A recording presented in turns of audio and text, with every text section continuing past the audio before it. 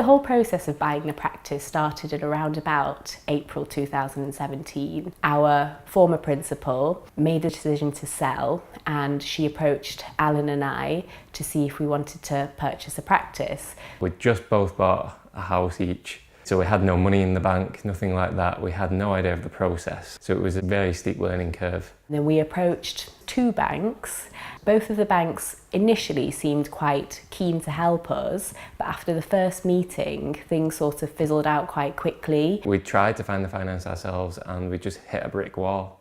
We were getting nowhere. We were nervous and panicked because the seller wanted to move quite quickly with the sale, and we were in a position where we had approached another broker in the world of dental finance, and they had largely said that without a 20% deposit, they weren't going to be able to help us. We met Becky at DE Finance through Russell Abrahams, who's a dental solicitor, and he said, look, if you're really serious about getting finance, speak to Becky. Out of all the people that we actually spoke to and dealt with in terms of getting finance, she was actually the one who was the most proactive in helping us get the finance that we needed. Becky looked at the facts and looked at us as individuals and how long we'd been at the practice and the stability of the practice. She pulled it out of the bag for us. And to be honest, if it wasn't for Becky, it would be somebody else who'd be sitting here right now. There was always a series of emails every day that we copied in with about 10 different people, solicitors, accountants,